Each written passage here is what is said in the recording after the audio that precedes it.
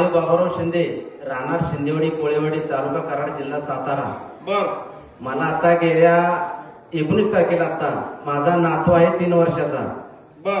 तो अचानक असा आजारी पडला की म्हणजे बोलता बोलता तो एकदम गप्प झाला. गप्प झाल्यानंतर लक्षात आलं की बाबा ह्याला काय फिट येते काय ते, एकदम गप्प झाला. म्हणजे बेशुद्ध अवस्थेत हॉस्पिटलला घेऊन गेलो मी चॅरिटेबलला.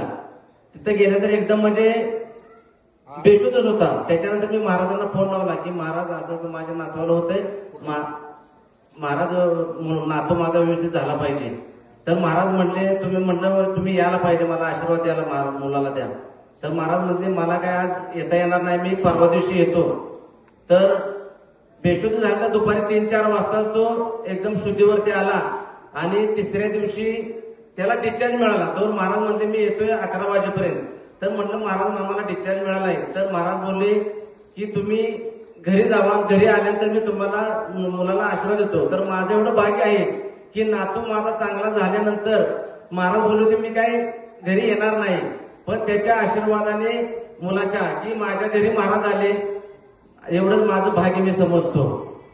आणि तेवढंच मला आशीर्वाद द्यावा, महाराज मुलाला पण आशीर्वाद द्यावा असं मी महाराजांना विनंती करतो. टाळ्याचा गजरा.